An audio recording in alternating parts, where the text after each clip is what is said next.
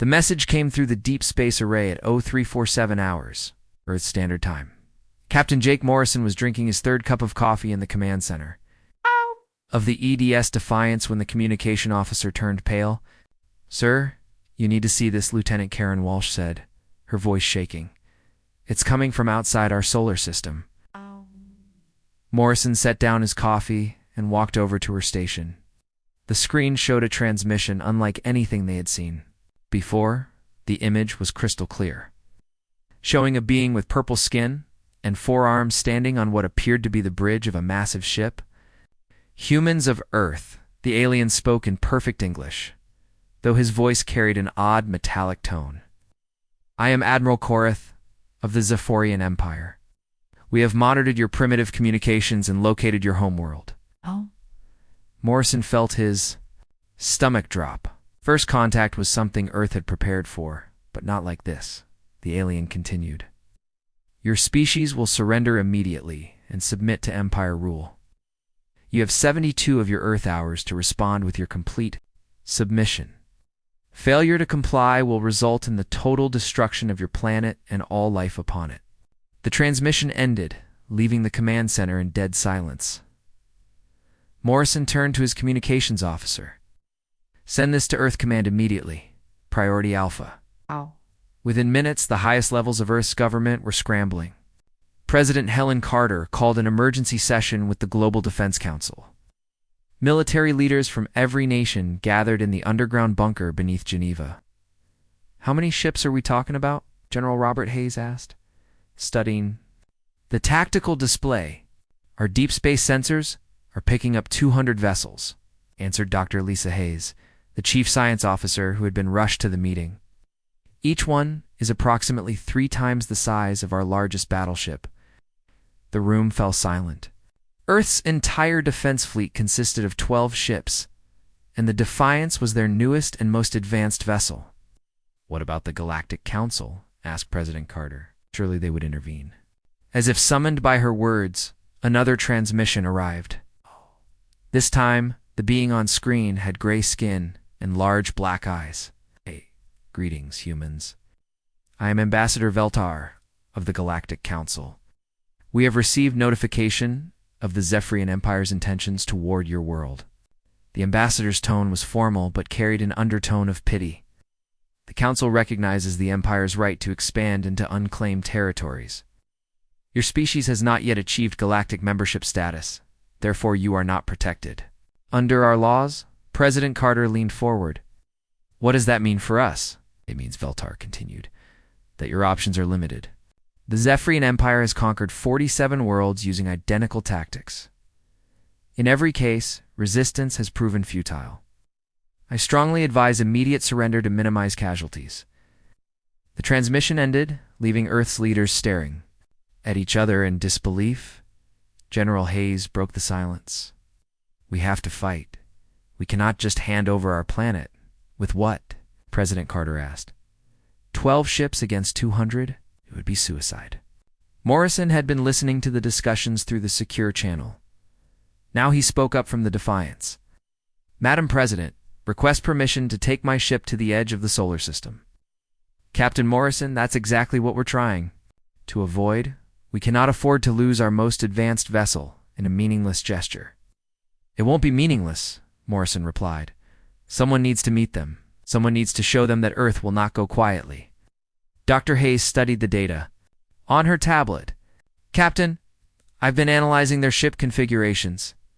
These Zephyrians rely on overwhelming force and intimidation. They expect immediate surrender when faced with superior numbers." "Then let's show them something they don't expect," Morrison said. The debate continued for hours. Some argued for immediate surrender, others for a desperate last stand using Earth's entire fleet, and Morrison argued for a different approach. "Let me take the Defiance alone," he said. "Let me talk to them, ship to ship. Maybe we can find another way." Commander Ryan Brooks, Morrison's second-in-command, listened from the bridge. The crew had been preparing for this moment since the ship's launch. Every system had been tested and retested. Every crew member knew their role. "Sir," Brooks said quietly, "the crew is ready. Whatever you decide, we're with you." Morrison nodded. He had served with most of these people for years. They had trained together, bled together, and now they would face the unknown together. The final decision came from President Carter herself. Captain Morrison, you are authorized to take the Defiance to intercept the Zephyrian fleet. Your mission is to establish communication and attempt diplomatic resolution. Understood, Madam President? Walked through the ship's corridors. The crew worked with quiet efficiency, preparing for what might be humanity's last stand. In the engine room, Chief Engineer Pete Johnson was running final diagnostics on systems that had never been tested in combat. How are we looking, Chief? Morrison asked. Johnson looked up from his console. Everything's running smooth, Captain. Though I have to say, I never thought our first real mission would be this. None of us did, Morrison replied. But we're ready for it. Dr. Hayes appeared at Morrison's side as he returned to the bridge. Captain, I've finished analyzing the alien transmission. Yes. There are some interesting details in their ship formations that suggest they may not be as prepared as they appear. What? Do you mean their ships are arranged in a standard intimidation pattern, but there are gaps in their sensor coverage? They're overconfident, possibly to the point of carelessness. Morrison considered this information as the Defiance cleared Earth's atmosphere and began its journey to the outer system. Behind them, Earth's remaining ships took defensive positions around the planet. But everyone knew that if the Defiance failed, those ships would be humanity's last hope. The journey to the edge of the solar system would take 18 hours. Morrison used the time to review everything they knew about the Zephyrian Empire and to prepare his crew for what was coming. As they approached the coordinates where the alien fleet would emerge from hyperspace, Morrison stood on the bridge and looked out at the stars. Somewhere out there, 200 enemy ships were heading toward Earth. In a few hours, he would be the only thing standing between them and his home world. Captain, Lieutenant Walsh called out, "We're detecting hyperspace signatures. They're here." The Zephyrian fleet dropped out of hyperspace like a swarm of angry insects. 200 massive warships materialized in perfect formation at the edge of Earth's solar system. Each vessel stretched over 1 kilometer in length, their dark hulls bristling with weapon arrays that could level cities. Admiral Korath stood on the bridge of his flagship, watching the tactical display with satisfaction. His purple skin gleamed under the command center lights as his forearms worked different control panels simultaneously. This would be conquest number 48 for the Empire, and like all the others, it would be swift and decisive. Status. Report, Korath commanded, his metallic voice echoing through the bridge. All ships in position, Admiral, his tactical officer replied. We are detecting minimal defensive presence in the system. Their largest population center appears to be the third planet. Is any sign of their fleet? Negative, sir. Wait. The officer paused, checking his sensors again. Sir, we have one contact. A single vessel, approximately 2 kilometers from our position. Korath's expression shifted to one of confusion, then amusement. One ship? They sent one ship to meet us? On the bridge of the EDS Defiance, Captain Morrison watched the alien fleet appear on his screens. Even though he had prepared for this moment, the sight was overwhelming. The enemy ships blocked out entire sections of stars, their combined mass, creating a wall of metal and weapons that stretched beyond visual range. My God, whispered Lieutenant Walsh from her communications station. There are so many of them. Commander Brooks stood beside Morrison, his jaw set in determination. Orders, Captain. Take us to full stop, Morrison replied calmly. Right here, between them and Earth. Open a channel to their flagship. Dr. Hayes looked up from her science station. Captain, I'm reading massive energy signatures from their weapon systems. Each of those ships carries enough firepower to destroy a moon, noted Doctor. But we're not backing down. The view screen flickered to life, showing Admiral Korath's imposing figure. The alien leader looked directly at Morrison with what could only be described as amusement. Human, Korath said, his voice carrying the tone one might use when addressing a child. I am Admiral Korath of the Zephyrian Empire. You stand before the might of 200 warships, each capable of reducing your pathetic world to ash. Yet, You send one vessel to face us? Morrison stepped forward, his voice steady and clear. I am Captain Jake Morrison of the Earth Defense Force. This is your final warning, Admiral. Leave this system immediately, or face the consequences. The silence that followed was broken by laughter, not just from Korath, but from multiple voices across the Zephyrian fleet. The alien admiral wiped moisture from his eyes with one of his 4 hands. Consequences, Korath repeated. Human, do you understand what you face? Your single ship against our entire battle fleet? This is not courage. This is madness. Across the galaxy, Ambassador Veltar of the Galactic Council monitored the exchange. From his observation vessel, he had seen this scenario play out dozens of times before. A primitive species faced with overwhelming force would make some desperate gesture of defiance before inevitably surrendering. Veltar activated his recording equipment and began documenting what he expected to be humanity's swift capitulation. His report would be filed with the Council archives, another footnote in the Empire's expansion across the galaxy. Captain Morrison Veltar's voice came through a separate channel. I implore you to reconsider.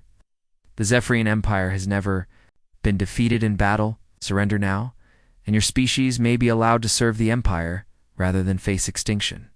Morrison's response was broadcast on all frequencies. Ambassador, with respect, humanity does not kneel. We have prepared for this day, and we will not be found wanting. Admiral Korath's amusement began to turn to irritation. In his experience, primitive species usually surrendered immediately when confronted with the Empire's might. This human's defiance was becoming tiresome. You speak of preparation, human. What preparation could your backward species possibly have made? You have been in space for barely a century, while the Empire has ruled the stars for millennia.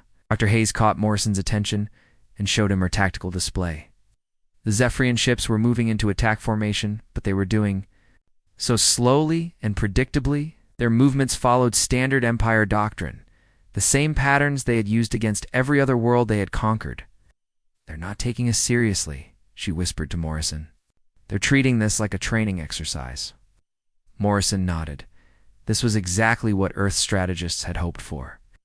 Overconfidence was the enemy's weakness, and they were displaying it in abundance. Admiral Korath Morrison said, Your Empire has grown fat and lazy from easy victories. You expect every species to cower before your numbers? But humanity is different. Different. Korath laughed again. Every species claims to be different. The Altarians said they were different. The Centaurians made the same claim. They all served the Empire in the end, just as you will. Commander Brooks monitored the tactical situation as the Zephyrian ships completed their intimidation formation. The alien vessels had arranged themselves in a massive arc surrounding the lone human ship. It was an impressive display designed to break the will of any opposing force. Captain Brooks reported, They've completed their encirclement. We're completely surrounded, Good Morrison replied, surprising everyone on the bridge. Let them think they have us trapped. On the Zephyrian flagship, the tactical officer updated Admiral Korath on their position. Sir, the human vessel is completely surrounded. They have no avenue of escape. Excellent. Perhaps now they will see reason. Korath opened the channel again. Captain Morrison, observe your situation. You are alone, outnumbered, and surrounded. Your ship, while impressive for a primitive design, cannot possibly stand against even one of our vessels, let alone 200. Morrison looked around Bridget, his crew. Each person was at their station, ready to follow orders no matter how desperate the situation appeared. These men and women represented the best of humanity, and they would not disappoint their species. Admiral Morrison said, You see one ship because that's all we needed to send? Earth is not defenseless, and humanity is not primitive. We have spent decades preparing for this moment. Preparing for what? Your destruction? No, Admiral. Preparing for yours. The transmission ended, leaving the Zephyrian fleet in stunned silence. Across 200 warships, alien crews looked at each other in confusion. What could one primitive vessel possibly do against the combined might of the Empire? Admiral Korath stared at the blank screen where Morrison's image had been. In 47 previous conquests, no species had ever spoken to him with such confidence. Most begged for mercy. Others threatened desperately, but none had ever displayed such calm certainty in the face of impossible odds. "Sir, his weapons." Officer called out, "Should we destroy them now?" Korath considered the question. Part of him wanted to end this irritating display immediately, but another part of him was curious about what the human thought he could accomplish with a single ship. Not yet, Korath decided. Let us see what trick this primitive species thinks it can perform. It will make their inevitable defeat all the more satisfying. Admiral Korath's mind raced as he stared at the impossible sight before him. The human ship had just survived the combined firepower of his entire fleet without taking a single point of damage. Worse yet, the vessels seemed to be drawing power. From their attacks, its shields glowing brighter with each assault. "Sir," his tactical officer called out, panic creeping into his voice. "What are your orders?" Korath had commanded fleets for over 3 decades. He had conquered worlds and crushed rebellions across the galaxy. But he had never faced an enemy that rendered his weapons completely useless. His training had not prepared him for this. "Analysis," he demanded. "How is this possible?" His science officer worked frantically at her console. "Admiral, their defensive systems are unlike anything in our databases. The energy signature suggests they're not just blocking our weapons, but absorbing and redirecting the power." On the bridge of the Defiance, Captain Morrison watched the alien fleet's confusion with grim satisfaction. Earth's strategists had predicted this exact scenario. An enemy so used to easy victories would panic when faced with true resistance. Dr. Hayes Morrison said, "Are you ready to show them what human offensive technology can do?" She looked up from her science station with a slight smile. "All systems are charged and ready, Captain. Our weapons are loaded with enough power absorbed from their attacks to level a city." Morrison turned to his communications officer. "Lieutenant Walsh, open a channel to all Zephyrian ships." The view screen flickered to life, showing Admiral Korath's purple face. The alien leader looked older than he had just minutes before, the stress of the impossible situation evident in his features. Admiral Morrison began, "You've demonstrated your weapons. Now let me show you ours." Before Korath could respond, the Defiance opened fire. But these were not the crude energy weapons the Zephyrians expected from a primitive species. Beams of concentrated power lanced out from the human ship, each one precisely calibrated and devastatingly effective. The first shot struck a Zephyrian cruiser near the edge of their formation. Instead of destroying the ship completely, the beam cut through its weapon systems with surgical precision, leaving the vessel intact but helpless. The second shot disabled another ship's engines. Third took out the shields of a third vessel in less than 30 seconds. The Defiance had disabled 6 enemy warships with perfect accuracy. Each shot had been calculated to neutralize the target without causing unnecessary casualties. Admiral Korath watched in horror as his ships fell victim to weapons that surpassed anything the Empire possessed. "Possible," he whispered.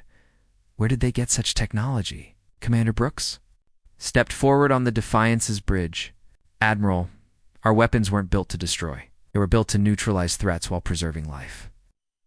Earth learned long ago that true victory comes not from killing your enemies, but from making them unable to fight." Dr. Hayes added her own explanation.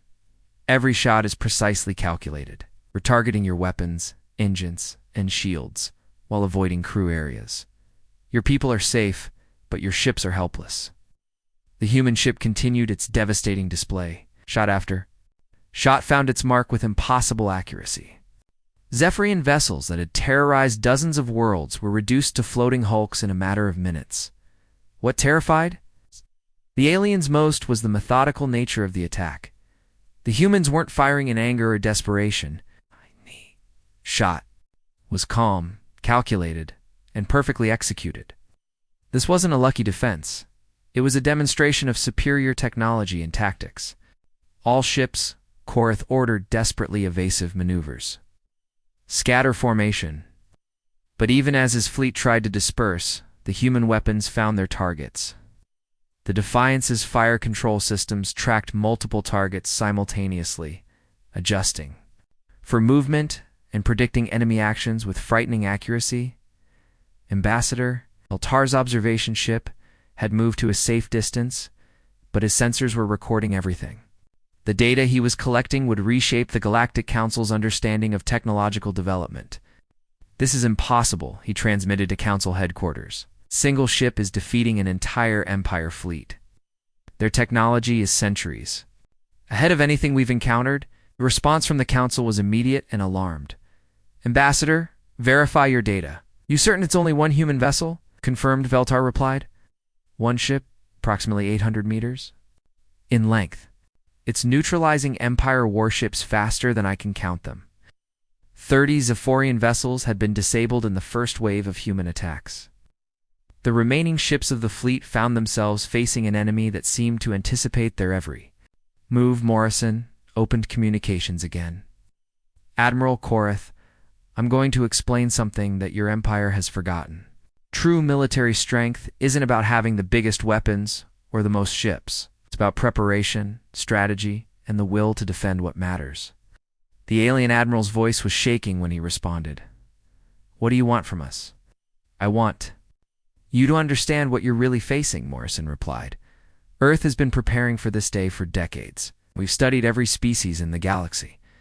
We learned from your victories and your enemies' defeats. We prepared for the day when someone would come to take our world."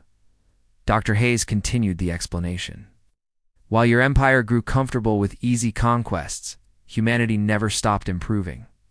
Every weapon you've ever used, we've designed counters. For every tactic you've employed, we've developed responses to." The Defiance fired again, this time taking out 5 ships simultaneously. The precision was so perfect that each beam found its target at exactly the same moment, creating a synchronized display of technological superiority. Korath's tactical officer reported with a voice full of despair. "Sir, we've lost 40% of our operational capability. Our weapons are useless, and their accuracy is perfect. We cannot win this battle." The Admiral stared at the human ship on his screen. It hung in space like a predator among sheep, methodically dismantling his fleet with casual efficiency. This wasn't even a battle anymore. It was a demonstration. "Captain Morrison," Korath said, his voice barely above a whisper, "what are your terms?" Morrison's expression remained calm and professional. "Admiral, this is your final warning. Withdraw your fleet from this system immediately. Return to your own space and never threaten Earth again. This is the only mercy you will receive. And if we refuse..." Morrison's answer chilled every alien who heard it. "Then you'll discover that what you've seen so far is just the beginning. Earth didn't send one ship because we're weak, Admiral. We sent one ship because one ship is all we needed." The implications of those words settled over the Zephyrian fleet like a dark cloud. If one human vessel could defeat their entire armada, what could humanity's full military might accomplish? Admiral Korath looked around his bridge at his terrified crew. For the first time in his military career, he was facing an enemy that was not just superior, but completely beyond his ability to defeat. "All ships," he ordered with a heavy heart, "prepare to... .. His words were cut off as space around them suddenly filled with new energy signatures. The Defiance had just revealed that it had more tricks to show them. The space around the Zephyrian fleet suddenly erupted with new energy signatures. What Admiral Korath had thought were empty asteroids and space debris began to glow with power. Dozens of objects that his sensors had dismissed as natural formations were revealing themselves to be something far more dangerous. "Sir," his tactical officer called out in terror, "we're detecting massive energy readings from multiple contacts throughout the system. The asteroids, they're not asteroids at all." The bridge of the Defiance, Captain Morrison finally allowed himself a small smile. "Dr. Hayes, activate the solar defense grid." She pressed a series of commands on her console. "Grid activation confirmed, Captain. All platforms are coming online now." What the Zephyrians had mistaken for a debris field was actually humanity's greatest achievement in defensive strategy. Hundreds of hidden weapons platforms, disguised as asteroids and space junk, powered up simultaneously throughout the solar system. Each platform had been carefully positioned over decades of planning. They surrounded the alien fleet in a 3-dimensional, web of firepower that made escape impossible. The Zephyrians had walked directly into the most sophisticated trap in galactic history. Admiral Korath watched his tactical display fill with red contacts. Enemy weapons platforms appeared above, below, and on all sides of his fleet. His ships weren't just outnumbered, they were completely surrounded by an enemy force that had been invisible until this moment. "How many platforms are there?" he asked his tactical officer. The alien's voice shook as he replied, "Sir, I'm counting over 300 distinct contacts. Each one is armed with weapons similar to the human ship. We're completely surrounded." Commander Brooks stepped forward on the Defiance's bridge. "Admiral, what you're seeing is the result of 50 years of human preparation. Every piece of space debris in our system serves a dual purpose. Every asteroid mining operation was also a weapons installation project." Dr. Hayes brought up a tactical display that showed the full extent of the defense network. "We didn't just build ships, Admiral. We turned our entire solar system into a fortress. Every approach route, every possible attack vector, all of it has been covered." Morrison opened communications to the entire Zephyrian fleet. "Admiral Korath, you asked what you were facing. This is the answer. You're not fighting one ship. You're fighting an entire civilization that has spent generations preparing for this moment." The revelation hit the Zephyrian crews like a physical blow. They had come expecting to crush a primitive world with overwhelming force. Instead, they found themselves trapped in a carefully planned ambush that had taken decades to prepare. Ambassador Veltar's observation ship was frantically trying to update the Galactic Council on the developing situation. "Council Command, the humans have revealed a system-wide defense network. The Empire fleet is completely surrounded and outgunned." The response from the Council was immediate panic. "Ambassador, you're telling us that a species not even in our databases has military technology that surpasses the Empire?" "Not just surpasses," Veltar replied. "Completely dominates. The humans had been planning this for generations. They knew someone would eventually threaten their world, and they prepared accordingly." On his flagship, Admiral Korath was coming to terms with the impossible situation. His fleet of 200 ships was now surrounded by over 300 human weapons platforms. Each platform was armed with weapons that had already proven capable of disabling his vessels with single shots. "Status report," he ordered, though he dreaded the answer. "Sir, 60 of our ships have been disabled. The remaining vessels are trapped within the human defense grid. Our weapons are ineffective against their technology, and they have us completely outgunned." Korath had never faced a situation like this in his entire military career. The Zephyrian Empire's expansion had always relied on technological superiority and overwhelming numbers. Now they faced an enemy that possessed both advantages. Morrison's. The voice came through the communications again. "Admiral, you're beginning to understand the situation. Your fleet came here expecting easy conquest. Instead, you've discovered that humanity doesn't just survive, we prepare." Dr. Hayes added her own commentary. "Every human colony ship that explored this system also carried construction equipment. Every mining operation doubled as a defense project. Every scientific mission included military applications.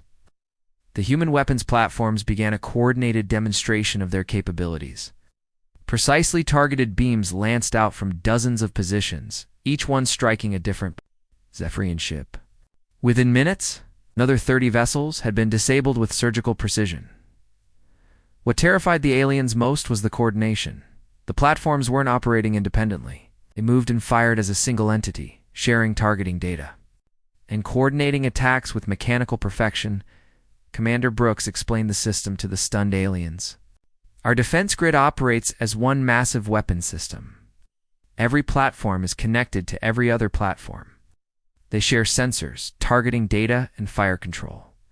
You're not facing individual weapons. You're facing a single entity with hundreds of firing points." The demonstration continued with devastating efficiency. Human platforms could have destroyed the entire Zephyrian fleet in minutes, but instead, they methodically disabled ship after ship. The message was clear. Humanity could destroy them whenever they chose. Admiral Korath's pride finally broke. His voice was hollow when he spoke. "Captain Morrison, what do you want? Name your terms." Morrison's response was broadcast throughout the solar system. "Admiral, the terms are simple. Your fleet will withdraw from this system immediately. It'll return to Empire space and never threaten Earth again. In exchange, we will allow your disabled ships to be repaired and your crews to return home safely. And if we refuse?" The answer came not from Morrison, but from the defense grid itself. Every weapons platform in the system powered up simultaneously, their combined energy readings creating a display that dwarfed anything the Zephyrians had ever seen. Dr. Hayes spoke calmly into the silence.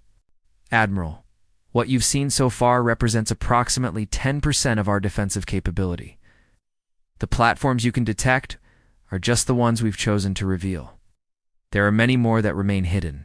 Implications of her words settled over the alien fleet like a death sentence. If the humans could conceal this many weapons platforms, how many more were still hidden? How extensive was their true defensive network? Korath looked around his bridge at his defeated crew. Officers who had conquered worlds now stared at their screens in despair. The mighty Zephyrian Empire had been reduced to begging for mercy from a species they had dismissed as primitive.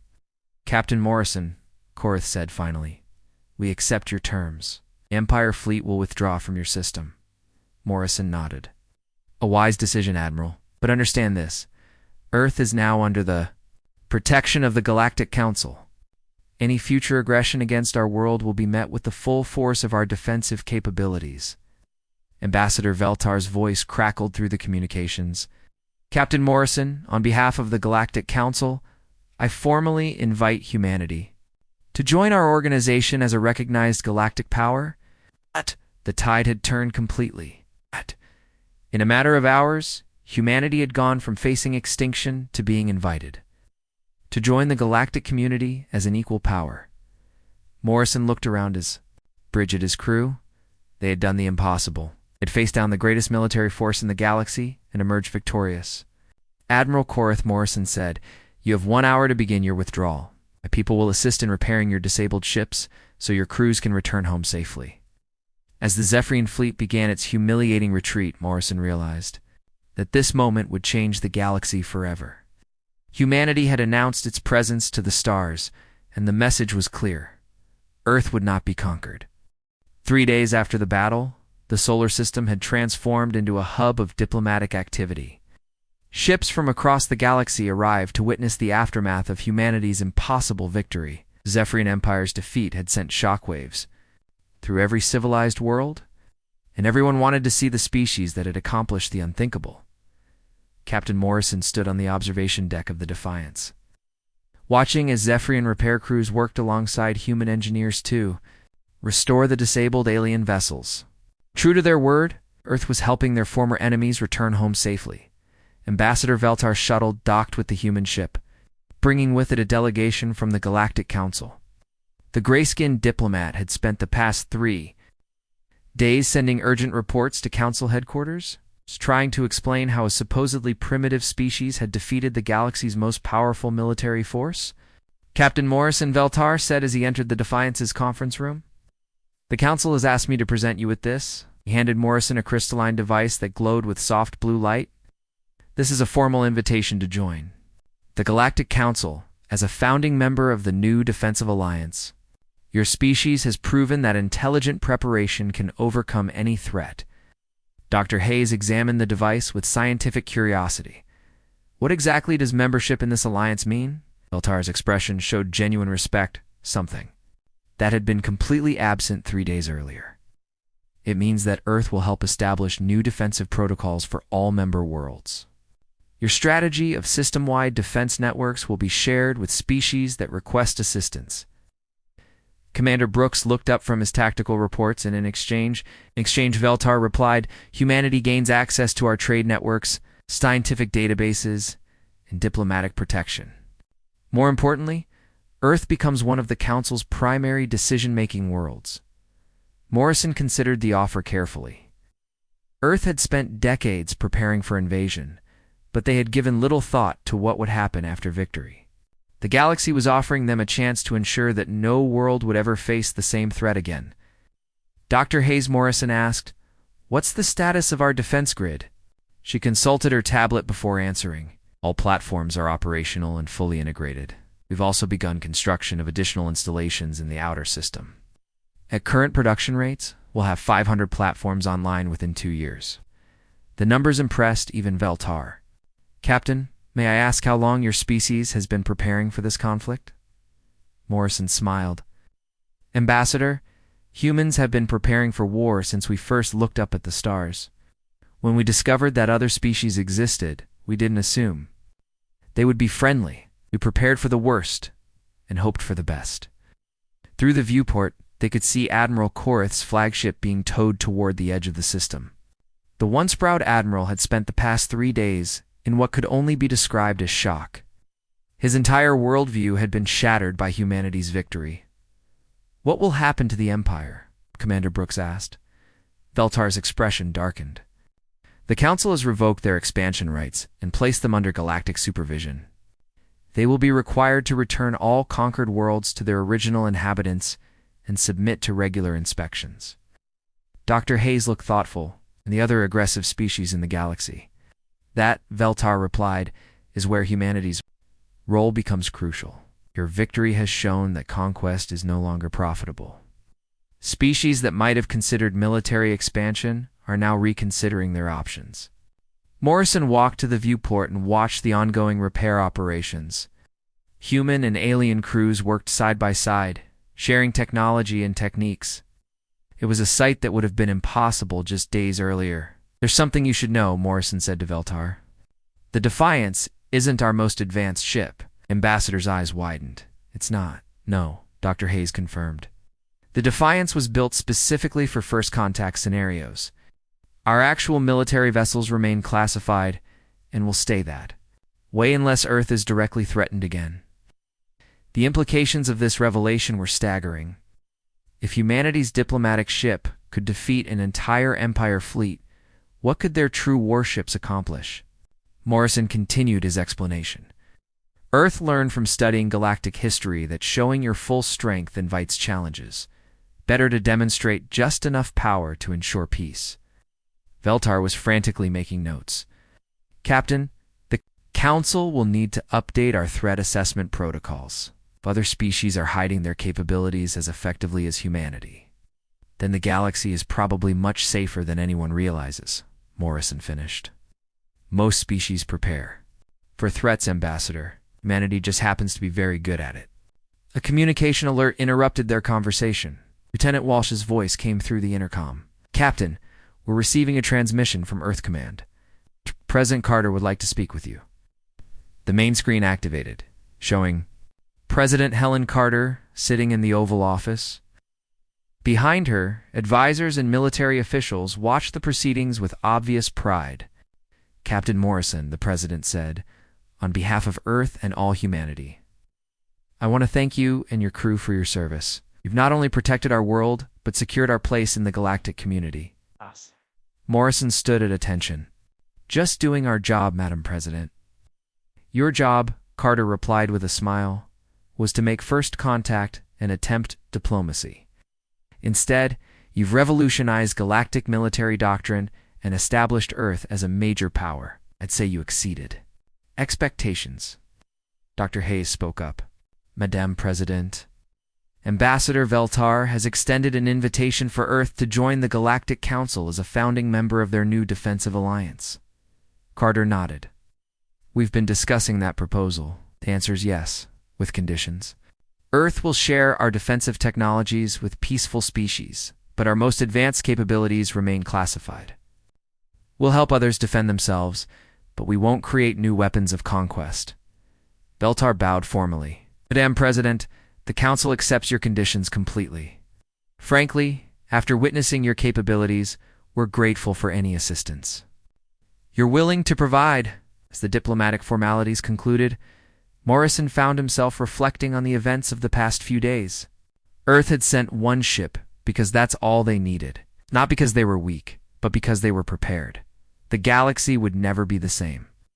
Word of humanity's victory was spreading to every civilized world, carrying with it a simple message: conquest was no longer possible. Species that invested in defense and diplomacy would thrive, while those that relied on military expansion would find themselves facing impossible odds. Morrison looked out at the stars, knowing that humanity's children would inherit a galaxy where strength served peace instead of oppression. They had sent one ship and changed everything. The Defiance turned toward home, its mission complete. Behind them, the Zephyrian fleet limped toward their own space, carrying news that would reshape the Empire forever. Ahead lay Earth, proud and secure in the knowledge that they had met their greatest test and emerged victorious. Ambassador Veltar remained on the bridge, documenting everything for the Council archives. His final report would become required reading for every species in the galaxy, a reminder that true strength comes not from the size of your fleet, but from the wisdom of your preparation. The age of easy conquest was over. The age of defensive cooperation had begun. And it had all started with one question that would echo through galactic history. Just one ship? Oh. Why did the humans send just one ship? Now, everyone knew the answer. Jake Collins wiped the sweat from his forehead as he finished cleaning the medical equipment. Another quiet day in the medical bay of the colony ship New Horizon. He had been working as a medical technician for 3 years now, and the routine had become second nature to him. Check supplies, clean instruments, file reports, and wait for the next emergency that never seemed to come. The ship carried 15,000 colonists to their new homeworld, still 2 months away. Most days, Jake dealt with minor cuts, headaches, and the occasional broken bone from someone being careless in the low-gravity sections. Nothing too exciting for a 20-year-old who had dreamed of adventure. When he signed up for the colony mission, the alarm bells shattered the peaceful silence. Jake dropped his cleaning cloth and rushed to the communication panel as Captain Lisa Martinez's voice echoed through the ship. All senior staff to the bridge immediately. We have received a distress signal from an unknown vessel. This is not a drill. Ow. Jake's heart raced. In 3 years of travel, they had never encountered another ship. He grabbed his emergency medical kit and headed for the bridge, knowing that Dr. Paul Henderson would need all the help he could get if there were injured people involved. The bridge buzzed with activity when Jake arrived. Captain Martinez stood at the center, her dark hair pulled back in a tight bun, studying the main screen. A strange ship appeared on the display, unlike anything Jake had ever seen. It was long and angular, with sharp edges that looked more like a weapon than a transport vessel. "What do we know about them?" Dr. Henderson asked, as he joined Jake near the back of the bridge. "Not much," replied Lieutenant Commander Steve Parker, the ship's communications officer. "The signal is weak and heavily distorted. I can make out what sounds like a cry for help, but the language is completely unknown." Captain Martinez turned to face the assembled officers. "The vessel appears to be drifting. Our scans show minimal life signs aboard. Whatever happened to them, they need help fast." "Could it be a trap?" asked Security Chief Linda Gray, her hand resting on her weapon. "Possible, but unlikely," Martinez replied. "Their ship is severely damaged. Multiple hull breaches, power systems failing. If this is a trap, they're certainly committed to making it look real." Jake watched the alien ship on the screen, fascinated despite the danger. The hull showed obvious signs of damage, with several sections completely torn away. Whatever had happened to these people, they were in serious trouble. "I'm taking a rescue team over there," Martinez announced. "Dr. Henderson, I need you and your medical team ready for anything. We don't know what we're dealing with." "Jake, you're with me," Dr. Henderson said, gathering his equipment. "Bring the emergency medical supplies and the portable life support unit." 20 minutes later, Jake found himself suited up and following the rescue team through the airlock. Connecting the two ships, the alien vessel was dark and cold, with only emergency lighting flickering in the corridors. The air smelled strange, like metal and something else Jake couldn't identify. "Stay close and watch your step," Captain Martinez warned as they moved deeper into the ship. "The artificial gravity is failing in some sections." They found the first body in what appeared to be the ship's main corridor. Jake had never seen anything like it. The creature was tall and covered in scales that shimmered green and gold in the dim light. Its face was elongated, with sharp teeth, visible even in death. But what struck Jake most was how human-like its hands were, despite the claws. "Definitely not from Earth," Dr. Henderson muttered, scanning the body with his medical tricorder. But the basic physiology seemed similar too. Ours? Bipedal? Similar organ placement based on these readings? They found more bodies as they explored the ship. All showed signs of the same illness, fever, organ failure, and strange dark patches on their scaled skin. Jake counted at least 20 dead crew members before they reached what looked like the ship's command center. Over here called out, "Ensign Mike Torres," one of the security guards. "I've got 2 life signs." Jake rushed over with Dr. Henderson to find 2 survivors. One was clearly an adult, probably female based on her smaller size and different scale patterns. She was unconscious but breathing. The other was much smaller, obviously a child, and in much worse condition. "The adult might make it," Dr. Henderson said, after scanning both creatures. "But the child is dying. This disease has progressed too." Far, the adult alien stirred and opened her eyes. They were large and golden like a cat's eyes, but more intelligent. She saw the humans and tried to speak, but only managed weak clicking sounds. "Easy," Dr. Henderson said gently. "We're here to help." The alien looked at her child and made more urgent clicking noises, pointing at the small form lying next to her. "She wants us to help the child," Jake said, though he wasn't sure how he knew that. Dr. Henderson ran more scans on both aliens. "This is fascinating. Their blood chemistry is completely different from ours, but there are similarities. The disease seems to attack their immune system, similar to how some Earth viruses work." "Can we help them?" Jake asked. "I don't know. We'd need to understand their biology better, and we don't have time for that kind of research." Henderson paused, studying his readings. "Wait a minute. This is interesting. What is it?" "The disease appears to be breaking down their natural immunity. But look at this. Human blood contains several compounds that might neutralize the pathogen. Our immune systems produce antibodies that could potentially fight off this infection." Jake stared at the dying child. She couldn't be more than 5 or 6 years old in human terms. Her breathing was shallow and getting weaker. "You mean we could save them with a blood transfusion?" "Maybe, but it would be incredibly risky. We don't know how alien blood will react with human blood. It could kill them faster, or it could kill whoever donates the blood." The adult alien seemed to understand they were discussing her child. She grabbed Jake's arm with surprising strength and looked directly into his eyes. Even without sharing a language, her message was clear. "Please, save my child." Jake looked at Dr. Henderson. "What's my blood type again? AB negative? Universal recipient?" Why? "That makes me compatible with more people than most, right? If anyone's blood might work with aliens, it would be mine." Dr. Henderson shook his head. "Jake, you don't understand. This isn't about compatibility between humans. We're talking about a completely different species. Your blood could kill her." Jake looked down at the dying child, then at her mother's desperate eyes.